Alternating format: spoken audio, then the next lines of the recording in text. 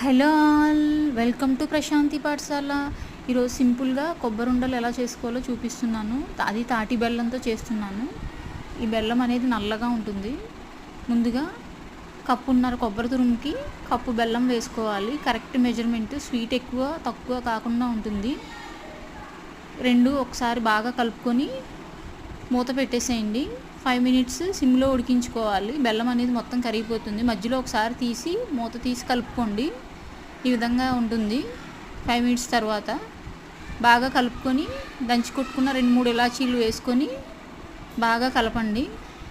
ఇక్కడ నుంచి లో ఫ్లేమ్ మీద కలుపుతూనే ఉండాలి. దగ్గరకు వచ్చేసింది కదా, ఒక 5 మినిట్స్లో దగ్గరకు వచ్చేస్తుంది. ఉండ కట్టుకోవడానికి మనం పాకం ఏమీ పెట్టవసరం లేదు. ఇలా ఈ ప్రాసెస్లో చేస్తే రెండు కలిపి మూత పెట్టేసేయాలి. దగ్గరకు వచ్చింది చూసారా? ఇలా గిన్నె వదులుతున్నప్పుడు స్టవ్ ఆఫ్ చేసుకుని లడ్డు చుట్టుకోండి. సబ్స్క్రైబ్